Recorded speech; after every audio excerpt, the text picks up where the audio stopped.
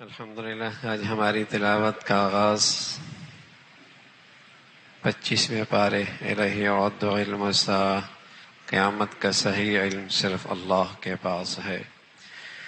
جبرائیل امین آئے، کہنے لگے یا رسول اللہ، انسانی شکل میں مسا قیامت کب آئے گی؟ فرمایا مل مسئول اعلم من السائل، جس سے پوچھا جا رہا ہے وہ پوچھنے والے سے زیادہ نہیں جانتا۔ تو جبرائیل امین کہنے لگے ما امارتها، قیامت کی نشانیاں کیا ہیں؟ فرمایا ان تلد الامۃ ربتها وان ترى العراة الحفاة يتطاولون في البنيان، کہ ایک وقت ایسا آئے گا قرب قیامت میں کہ ماں اپنے آقا کو جنے گی، اولاد اپنے باپ اور ماں پر یوں حکم چلائیں گے جیسے آقا اپنے غلام اور باندی پر حکم چلاتے، اور ننگے پاؤں ننگے جسم، ان کے پاس دولت آ جائے گی، عقل کوئی نہیں آئے گی، سارے گارے مٹی کے اندر اپنی دولت صرف کر دیں گے اور عمارتوں میں ایک دوسرے سے آگے بڑھنے میں مسابقہ ہوگا۔ یہ قیامت کی نشانی ہے۔ تو قیامت کی نشانیاں اللہ کے نبی نے بتائی ہے، لیکن قیامت کا صحیح علم اللہ کے پاس ہے۔ الیہ یرد علم الساعہ، خوشے کے اندر سے کیا نکلنا ہے، کیا پھل ہے، کیا ذائقہ ہے، اللہ کے پاس ہے۔ بطن مادر میں کیا ہے، ماں کے رحم میں کیا ہے، اس کی کیفیت کیسی ہے، اللہ جانتے ہیں، اللہ ہی جانتے ہیں۔ جنہیں یہ اللہ کے سوا سب کو پکار رہے، یہ سب ان سے کل قیامت میں گم ہو جائیں گے۔ یہ انسان ہے، خیر مانگنے میں اکتاتا نہیں، ذرا سی تکلیف آ جائے تو بہت جلدی مایوس ہو کے بیٹھ جاتا ہے۔ بھلائی مانگنے میں نہیں اکتاتا، لیکن ذرا سی تکلیف آ جائے تو مایوس ہو کے بیٹھ جاتا ہے۔ مصیبت کے بعد خیر آ جائے، بھلائی آ جائے تو اس کو اپنا کمال اور اپنی خوبیوں کی طرف نسبت کرتا ہے۔ اللہ انعام دے دے تو یوں کنی پھیرتا ہے جیسے اس کا کوئی رب ہے ہی نہیں، اس کا محسن کوئی ہے ہی نہیں جو اسے دے رہا ہے۔ انسان کے یہ احسان فراموشی اور ناشکری کا تذکرہ ہے۔ پھر فرمایا یہ کتنے ایسے ہیں جو اللہ سے ملنے پر ایمان ہی کوئی نہیں رکھتے۔ بات اصل یہ ہے، انہیں اللہ سے ملاقات کا یقین ہی کوئی نہیں ہے کہ مرنے کے بعد ایک اور زندگی ہے، لیکن اللہ نے ہر چیز کا احاطہ کر رکھا ہے۔ سورہ شورا ہے، شروع میں اللہ کی بڑائی عظمت کا تذکرہ اور قرآن کا تذکرہ۔ قرآن عالمی نظام رکھتا ہے، عالمی نظام رکھتا ہے، اور قیامت تک کے لیے اس کے پاس زندگی گزارنے کا دستور ہے، اس کا تذکرہ۔ پھر یہ وحی کا سلسلہ پرانا ہے، حضرت نوح ہیں، حضرت موسیٰ ہیں، حضرت ابراہیم ہیں، حضرت عیسیٰ ہیں، ان سب پر یہ وحی کا سلسلہ آیا ہے، لیکن بعد کے لوگوں نے اسے تبدیلی، اس میں فرقہ پرستی کو وجود بخشا، ایجاد کیا، اس کا تذکرہ۔ اب آپ اللہ کو پکارتے رہیں، اس پہ جمے رہیں۔ پھر میں دنیا میں دو مختلف گروہوں کی زندگی ہے، ایک وہ ہے جن کی جینے کی غرض اپنی کل سنوارنا ہے، آخرت سنوارنا ہے، اور جو اللہ نے ان کے لیے اس دنیا میں قسمت میں لکھا ہے کوئی ان سے چوک نہیں سکتا، اور جو دنیا کو زندگی کا مقصد بنا لیتے ہیں، ملنا تو وہی ہے جو قسمت میں ہے، لیکن کل ان کے حصے میں کچھ نہیں آنا۔ دو قسم کی زندگیاں ہیں، ایک وہ ہے جو آج اس لیے گزار دیں کل اچھی ہو جائے، تو جو ان کا نصیب ہے وہ ان سے چوک نہیں سکتا، جا نہیں سکتا، اور کچھ وہ ہیں جن کے جینا مرنے کا مقصد دنیا ہے، تو ملتا وہی ہے جو قسمت میں لکھا ہے، لیکن کل ان کے حصے میں کچھ نہیں آنا۔ اللہ کے نبی فرمایا کرتے تھے صلی اللہ علیہ وسلم، عقل مند لوگ دیکھنے ہیں اور دور اندیش لوگ دیکھنے ہیں، کون لوگ سمجھدار ہیں؟ اکثرہم ذکرا للموت اکثرہم استعدادا للموت، جو آج سے اپنی کل سنوار رہے، یہ بڑے سمجھدار لوگ ہیں، یہ بڑے دور اندیش ہیں، یہ بڑے عقل مند ہیں، یہ سمجھدار لوگ ہیں۔ جو آج کی زندگی سے اپنی کل کی گھڑی زندگی سنوار رہے، یہ سمجھدار لوگ ہیں۔ لیکن کھوٹی دنیا ہے، یہاں کھرا کھوٹا ہے، کھوٹا کھرا ہے، ناکام کامیاب ہے، کامیاب ناکام ہے۔ یہ کھوٹی دنیا ہو گئی، اندھیرا ہی چھا گیا ہے، ہر طرف غلاظت غلاظت، اور وہی قوم کے ذمہ دار اور سربراہ، کیا گندگی چھائی ہوئی ہے ماحول کے اندر۔ لیکن میرے عزیزو، یہ وہ بدعمالیوں کی سزا ہے جو آج کان سن رہے ہیں، آنکھیں دیکھ رہی ہیں، تو دنیا میں جینے والے دو ہی قسم کے لوگ ہیں، اس کا تذکرہ فرمایا۔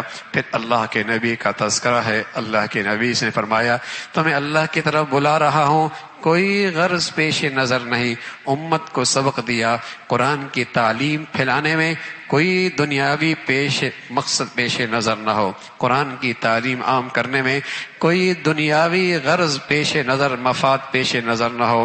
پھر اللہ کی رحمت کا تذکرہ ہے، توبہ قبول کرتے ہیں، معاف فرما دیتے ہیں، رزق کا معاملہ اللہ کا ہے، کشادہ بھی کر دیتے ہیں، تھوڑا بھی دیتے ہیں، وہ حکیم بھی ہیں، علیم بھی ہیں۔ جو تم پر حالات آتے ہیں اس میں ایک بڑی وجہ تمہارے اپنے اعمال کی سلسلہ ہے، جیسے تمہارے اعمال ہیں ویسے تمہارے اوپر حالات ہیں، لیکن اللہ تمہاری ہر کوتاہی پہ پکڑتا نہیں، بہت سارا تو ویسے ہی اللہ معاف کر دیتا ہے۔ پھر اللہ کے پیارے جو صبر شکر کرنے والے ہیں ان کی صفات کا تذکرہ ہے، وہ اللہ کے ذات پہ بھروسہ کرتے ہیں اور کبائر گناہ سے بچتے ہیں، فحاشی اور بے حیائی سے اپنا دامن صاف ستھرا اور پاک صاف رکھتے ہیں، جب غضبناک ہوتے ہیں اللہ کے لیے معاف کر دیتے ہیں، اللہ کے حکم کے سامنے سر خم تسلیم ہو جاتے ہیں، اور جب کوئی زندگی کا اہم معاملہ پیش آ جائے تو اہل مشورے سے مشورہ لے کر اس کو حل کرتے ہیں، برائی کا بدلہ اچھائی سے دیتے ہیں، اگر سزا برائی کا دے بھی اتنا جتنا ان پر زیادتی آئی ہے اس کا تذکرہ، لیکن معاف کر دینا، درگزر کر دینا بڑے ہی اہل ہمت کا کام ہے، اس کا تذکرہ فرمایا۔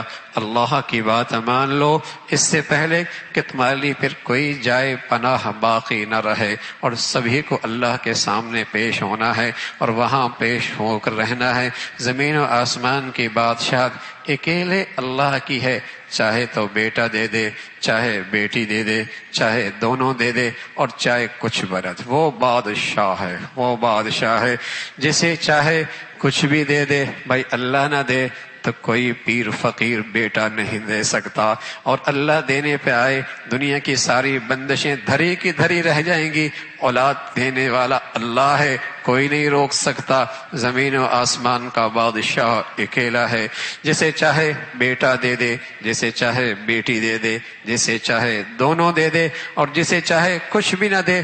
وہ علیم ہے، وہ قدیر ہے۔ اللہ اپنے بندوں سے کیسے بات کرتا ہے، پیغمبروں سے اللہ کی بات چیت کیسے ہوتی ہے، یا تو اللہ فرشتہ بھیج دیتے ہیں، یا اللہ دل میں ڈال دیتے ہیں، یا پردے کے پیچھے بات کرتے ہیں۔ اپنے پیغمبر کے پاس اللہ کے انعامات، اس کا تذکرہ ہے۔ آپ بے خبر تھے لیکن اللہ نے آپ کو وہ علم دیا کہ اللہ کے بعد کوئی علم ہے تو محمد الرسول اللہ کے پاس ہے۔ آپ کا راستہ سیدھا راستہ ہے، آپ کا راستہ سیدھا راستہ ہے۔ پھر سورہ زخرف کا تذکرہ ہے، قرآن کی عظمت کا تذکرہ، اللہ کی وحدانیت اور وجود کا تذکرہ، اور اس کے وجود پر مختلف دلائل، قوت اللہ رب العالمین انسان کا یہ نظام پیدا کرنا، اور پھر اللہ نے جانوروں کو کس طریقے سے انسان کا تابع اور مسخر کر دیا۔ کمزور سا انسان ہے اور اتنے جسامت والے جانور، اونٹ دیکھو لمبی لین لگی ہوتی ہے اور ایک معصوم بچہ اس لین کو لگام پکڑ کے چلا رہا ہوتا ہے، یہ کس نے مسخر کیا ہے؟ اس پہ سوار ہو تو اس کا شکر بجا لاؤ، اے اللہ تو ہی تو ہے اس نے اس سواری کو میرے لیے مسخر کر دیا ہے۔ دنیا کے ہر چھوٹے سفر سے اللہ بڑے سفر کی یاد دہانی کراتے ہیں۔ اے اللہ یہ چھوٹا سفر ہے لیکن ہم بہت جلد آپ کے پاس لوٹنے والے ہیں، آپ کے پاس لوٹنے والے ہیں۔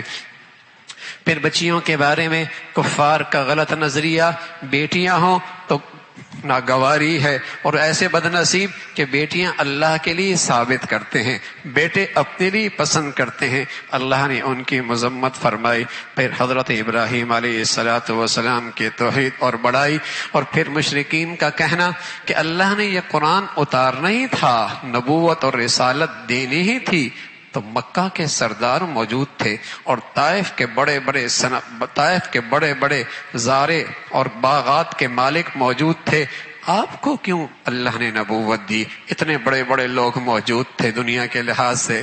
تو اللہ کی ہاں بڑائی، پہلی بات تو اللہ کہہ رہا تقسیم میری رحمت کے تقسیم کرنے والے تم ہو یا میں خود ہوں؟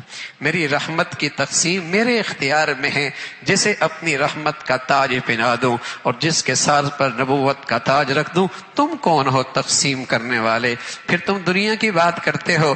اللہ کے ہاں دنیا کی کوئی حیثیت نہیں ہے بھائی، کوئی حیثیت نہیں ہے۔ فرمایا اگر یہ اندیشہ نہ ہوتا لوگ دنیا دیکھ کر اپنا دین مذہب چھوڑ بیٹھیں گے تو میں کافروں کو اتنا دیتا کہ ان کے چھت بھی سونے کے ہوتے، ان کی سیڑھیاں بھی سونے کی ہوتی، ان کے پلنگ بھی سونے کے ہوتے، اتنا کچھ میں انہیں دیتا۔ اس لیے کہ میرے نبی نے بتایا ہے اور سچ بتایا ہے کہ دنیا اللہ کے ہاں دنیا کیا حیثیت ہے؟ تعدل جناح بعوضہ لو كانت الدنيا تعدل جناح بعوضہ ما سقى منها كافرا شربا۔ اگر اس دنیا کی اللہ کے یہاں اتنی بھی قدر و قیمت اور منزلت ہوتی جتنے ایک مچھر کے پر کے برابر ہے، اپنے دشمنوں اور کافروں کو ایک گھونٹ پانی کا نہ دیتا۔ اس کی اللہ کی یہاں کوئی حیثیت نہیں ہے، اس لیے اللہ یہ اپنے دشمنوں کو بھی دیتا ہے، اپنے باغیوں اور مجرموں کو بھی دے دیتا ہے۔ ہاں اللہ کے خزانے کی سب سے بڑی دولت ہے، وہ صرف اپنے پیاروں اور لاڈلوں کو دیتا ہے، وہ ہدایت کا نور ہے، وہ ایمان کی روشنی ہے، وہ سبحان اللہ اپنے در کی بندگی اور عبادت ہے۔ اللہ کے در کی سب سے بڑی دولت یہ ہے، اس کا تذکرہ فرمایا، لیکن فرمایا شیطان جن پہ مسلط ہوتا ہے وہ ان کی برائیاں بھی ان کے سامنے اچھائیاں کر کے پیش کرتا ہے، اس کا تذکرہ۔ پھر حضرت موسیٰ علیہ السلام اور وقت کا سب سے بڑا فرعون مقابلے پہ ہے، کہتے ہیں آپ کی زبان میں لکنت ہے، آپ کے پاس تو ہے ہی کچھ نہیں، اور میری سلطنت اور میری حکومت اور میری یہ دولت، ہاں اللہ کا پیارے تم ہو یا میں ہوں؟ اس کا تذکرہ وہی پرانی رسموں، پرانی بیماری کہ دولت دنیا جس کے پاس ہے وہ بڑا کامیاب آدمی ہے، وہ بڑا خوش نصیب ہے۔ یہی معیار ہر دور میں نافرمانوں کے ہاں رہا ہے، اس کا تذکرہ اور اس کی مذمت۔ حضرت عیسیٰ علیہ السلام کے اللہ کی وحدانیت کی دعا، اور پھر فرمایا ہر دوست جو گمراہ کر دے، جو بے دین کر دے، جو گناہ پہ لے جائے، یہ ساری دوستیاں کل قیامت میں دشمنیوں میں بدل جائیں گی۔ ہاں جس دوستی کی بنیاد نیکی اور تقوی پر ہے، جو دوستی اللہ کی خاطر ہے، اللہ کی خاطر ہے، وہ دنیا میں بھی قائم ہے، آخرت میں بھی کام ہے، اور معاشر کے میدان کے اندر بھی یہ دوستی کام آئے گی۔ دوستی بڑی خطرناک چیز ہے۔ اس گھر کے اندر تصور نہیں تھا اس کا بیٹا سگریٹ پیے، شراب پیے، بدکاری کرے، لیکن دوست غلط مل گئے، ماں باپ کی عزت کے لیے داغ بن گیا، ماں باپ کی عزت سر راہ اس نے برباد کر دی۔ غلط دوستیاں وہ خوش نصیب ہوتا ہے جسے اللہ اچھے دوست نصیب فرما دے۔ اللہ کے نبی صلی اللہ علیہ وسلم فرمایا کرتے یا رسول اللہ میں کن لوگوں کے ساتھ، اللہ کے نبی صلی اللہ علیہ وسلم سے عرض کیا یا رسول اللہ کن لوگوں کے ساتھ میرا اٹھنا بیٹھنا ہو؟ فرمایا کرتے تھے اذا ذکر اللہ، جن کے پاس بیٹھنے سے اللہ یاد ہو جائے، اور جن کے پاس بیٹھنے سے کل کی زندگی کی اہمیت عظمت بڑھ جائے، اور جن کی صحبت میں تیرا علم میں اضافہ ہو جائے، ان کے پاس بیٹھا کر، اس سے تیری عقل و دانش کو اور روشنی نصیب ہوگی، ساری دوستیاں دشمنیوں میں بدل جائیں گی۔ پھر اللہ نے جنت کا تذکرہ فرمایا، کس طریقے سے ہاتھوں میں پیالے لیے جنت کے چھوٹے چھوٹے خادم ان کی خدمت کر رہے ہوں گے، وہاں سب وہ ہوگا جو اس جنتی کی چاہت ہوگی، اس کا تذکرہ۔ پھر مجرموں کا تذکرہ، اللہ کی بڑائی ہے، قیامت کب آئے گی اس کا علم اللہ کے پاس ہے۔ پھر سورہ دخان ہے، قرآن عظمت والی رات کے اندر اللہ نے اتارا ہے، جس میں اللہ زندگی کے فیصلے فرماتے ہیں، اس کا تذکرہ۔ پھر حضرت موسیٰ علیہ السلام کو اللہ نے اپنی قوم کو لے جانے کی تلقین فرمائی، دشمن پیچھے ہو لیا، اس کی فوج پیچھے ہے، حضرت موسیٰ علیہ السلام اپنے قوم کے ساتھ آگے درجہ ہے، کہا گھبرائیں نہیں، یہ درجہ آپ کے لیے زندگی کا سامان ہے اور آپ کے دشمن کے لیے موت کا نقشہ ہے، اسی کا تذکرہ۔ پھر اللہ نے بنی اسرائیل کو وہاں سے نجات نصیب فرما دی، فرمایا یہ کائنات کا سارا نظام کوئی لہو لعب اور تماشا نہیں ہے کہ بے مقصد پیدا کر دیا۔ ایک آدمی گھر سے باہر نکلے، کسی مقصد کے لیے دکان جائے، کسی مقصد کے لیے بازار جائے، کسی مقصد کے لیے کوئی بغیر کسی مقصد کے جائے تو کیا کہتے ہیں؟ ہر ادھر دائیں بائیں گھومتا رہے بغیر کسی مقصد کے، کہتے ہیں دماغ پتہ نہیں کچھ ہو گیا ہے، اتنا بڑا نظام کیا اللہ نے یوں ہی بنا دیا ہے؟ فرمایا ایک مقصد ہے، کون بندگی پر آتا ہے اور کون نافرمانی اور خواہشات کی زندگی پہ چلتا ہے۔ ایک دن آنے والا ہے جہاں فیصلہ ہونا ہے، جہاں فیصلہ ہونا ہے، اور فرما برداروں نافرمانوں کی سزا اور فرما برداروں کے لیے جنت جیسا ٹھکانہ امن ہی امن ہے، روشن، اور لباس ریشم کے لباس ہیں، باریک بھی ہے اور موٹا بھی ہے، سب کچھ ہے۔ اللہ کا فضل وہاں بہت کچھ ہے، اور سب سے بڑھ کر زندگی کا سلسلہ ہمیشہ کا ہے، موت کو ہی موت آ جانی ہے، اس کا تذکرہ۔ پھر حامیم تنزیل سورہ جاسیہ، قرآن کی عظمت کا تذکرہ، اللہ کی بڑائی، اللہ کی عظمت، زمین و آسمان کا یہ نظام، کس طریقے سے اللہ نے یہ سارا نظام بنایا پھر چلایا، اس کا تذکرہ فرمایا۔